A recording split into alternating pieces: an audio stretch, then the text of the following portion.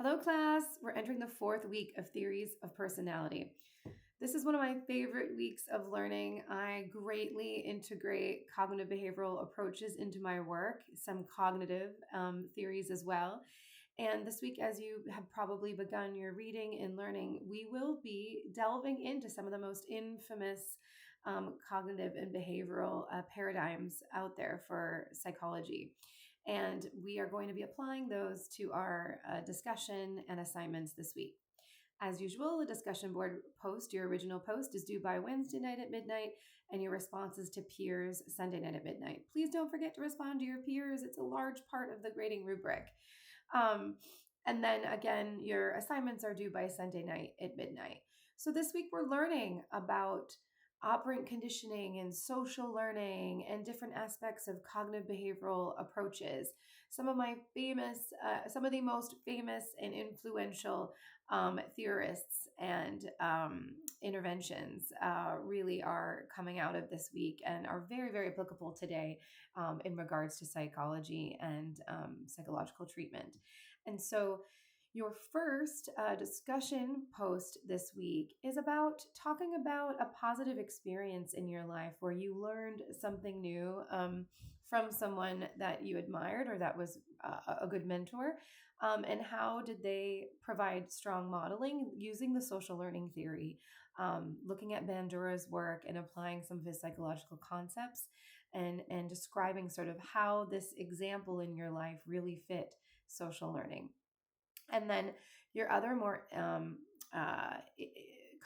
comprehensive and complex assignment this week is taking a stab at choosing a specific behavior or habit that you really want to make some change around, or at least really want to better understand the manifestation of or repetitive nature of, and that you have interest in learning how to get in there and maybe make some change.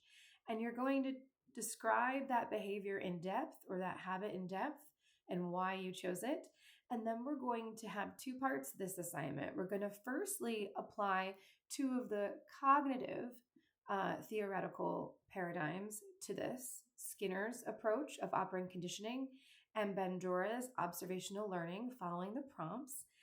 And then we are also going to do our best with applying the more cognitive and cognitive behavioral approaches. So you're going to look at Rotter's and Kelly's, Ellis and Beck's. And I want you to follow the prompts and find a way to delve into describing locus of control and some of their approaches and psychological concepts of how to be viewing and perceiving the perpetuation of this particular behavior and habit. What's fueling it? What's motivating it, for example? I hope you have fun with the application of theory here. I'm sure you're noticing a trend. There's a lot of applying theory in nuanced, unique ways with using your own examples and your own experiences. It definitely helps make the material more rich and interesting. And I hope you keep shaking up examples you're using and borrowing in your assignments as best you can week from week.